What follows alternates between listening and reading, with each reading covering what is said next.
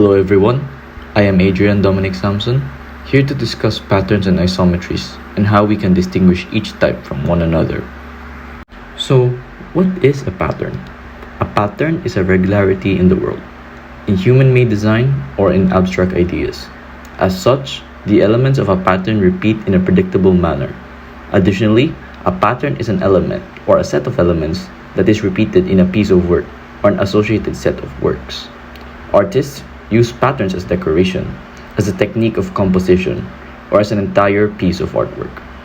Patterns are diverse and useful as a tool that grabs a viewer's attention, whether it be subtle or very apparent. With that being said, let us dive deeper into the different types of patterns and isometries.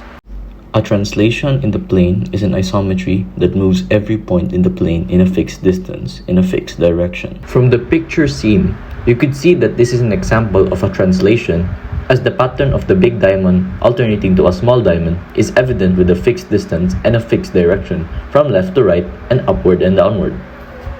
Nextly, a reflection in the plane moves an object into a new position that is a mirror image of the original position. The mirror is a line called the axis of reflection. As you could see, the picture is an example of a reflection, as from the top left corner of the picture, the pattern is going from top to bottom, and as we go to the right, the patterns have been replicated into the opposite direction, from bottom to top, and vice versa. This is also true with the bottom row.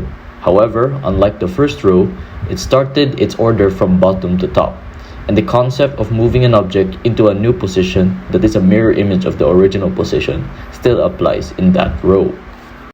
Nextly, a rotation involves an isometry that keeps one point fixed and moves all other points at a certain angle relative to the fixed point. From the figure shown, the fixed point is located at the center of the intended start of the figure. From there, it will create a spiral pattern that will either go clockwise or counterclockwise. Nextly, dilations are transformations that generate an enlargement or a reduction. From the sample picture given, you could see that this picture is an example of a dilation because the figure starts out as a small heart and gradually increases as it goes on.